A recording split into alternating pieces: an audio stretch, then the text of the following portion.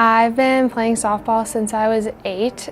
It's really all that I do. I work out at least 5 times a week. I went to state my freshman year and I was a starting second baseman, and I was doing a pickoff play at first, so from second I had to run to first. I slid in and then I had to move back, and when I got up I just knew something was wrong. We went from jubilation winning a state championship to her walking up to me and telling me, hey, by the way, my hip is junk.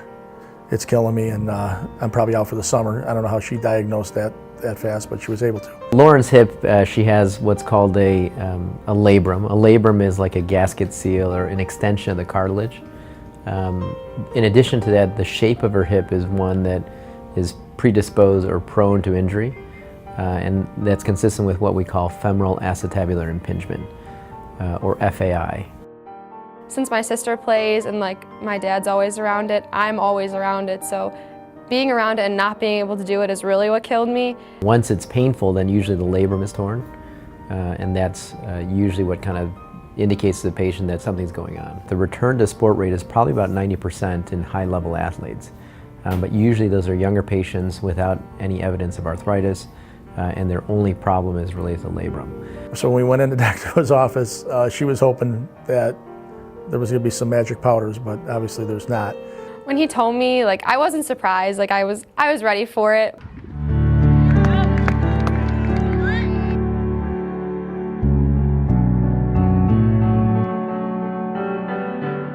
He had a plan, it seemed like, from the first 30 seconds. He examined her, basically told us it was torn. Obviously, we wanted to do the MRI. We had everything done right there that day. His confidence probably was the reason how confident we were in him also. I mean, it was like, okay, here's what's going to happen.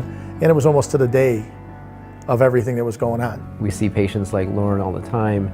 Because the surgical side of it becomes less of a question mark, we can focus in on every other aspect of it, because we know that if the surgery goes as it should be, for a young person, we know it should be fairly routine, that then at that point, the rehab and the timeline in terms of going back to sport and being competitive again should be fairly reproducible.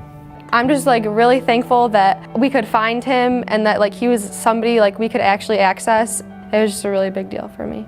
I would send anybody and everybody to Dr. No. You got this injury, this is where I would want to be. We've had injuries, sports injuries, for both our girls in the past. I will never go anywhere else.